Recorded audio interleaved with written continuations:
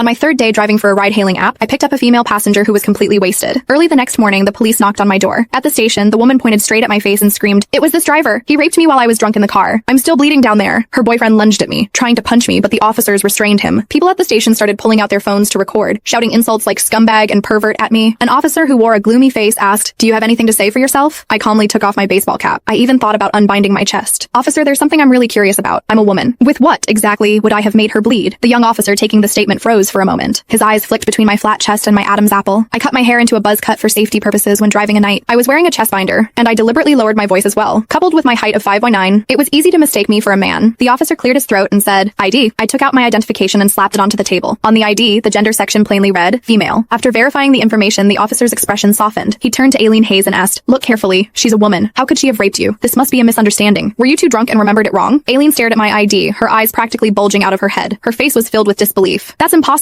The ID must be fake." She shrieked and lunged forward, grabbing my collar. "He's a man. I felt it. That strength in the car, only a man could have been capable of that. Officer, don't let him fool you. He must have had surgery, or he's some kind of perverted cross-dresser." I slapped her hand away and said coldly, "Lady, want me to drop my pants right now so you can check for yourself?" Aileen kept trying to make a scene until an officer shouted at her, "This is a police station. Keep it up and you'll be detained. Our system confirms the driver is female, biologically female, with no record of gender reassignment." That settled it. Nelson Mullins' face turned red as doubt was written all over his face when he looked at Aileen, his girlfriend. "Aileen, didn't you say he was the one who made you bleed? If she's a woman, then why were you bleeding down there?" Aileen panicked. She suddenly clutched her stomach, squatted on the floor, and burst into tears. "I don't know. I fell asleep in her car, and when I woke up, it was already like that." "Nelson, are you even a man? I'm already in this state and you're still doubting me?" Some of the onlookers who had started to leave immediately gathered again. Someone whispered, "Maybe this driver got a fake ID just to harass female passengers." Yeah, there are plenty of sick people these days. At this moment, the officers were clearly fed up with Aileen's nonsense. "That's enough. You should provide evidence before making such claims. Was there an audio or video recording in the car?" an officer asked. I nodded. "Yes, but the memory card was full last night. I don't know if it overwrote anything. I'll have to check once I get home." "Then leave the equipment here. Both parties can go home. Wait to be contacted." I signed the paperwork, put my cap back on, and prepared to leave. Just as I stepped out of the station, Aileen rushed after me. She grabbed my sleeve, her eyes full of venom. "Don't think you can just walk away. You caused a fight between Nelson and me. This isn't over." I shook Aileen off. "You're insane. Get your head checked." I thought it was just a farce. Once I pulled the dashcam footage, everything would be cleared up. However, I underestimated just how vicious this woman was. Back at my rental room, I was about to export the video when my phone suddenly started vibrating nonstop. Notifications came flooding in. There were hundreds of text messages, and even my social media account was popping up with endless friend requests. My hands trembled as I played the video that was constantly being sent to me. On screen, Aileen was sobbing hysterically. Her voice was hoarse with emotion as she accused me of rape. My shout of claiming to be a woman was cut out completely, leaving only the footage of me red-faced and flustered. I looked like I was trying to explain myself. The caption was horrifying. Ride-hailing horror. Perverted driver, rapes drunk female passenger, then walks out of police station using connections. Victim's boyfriend breaks down on the spot. Police suspected of cover-up. The comment section was filled with hundreds of thousands of messages.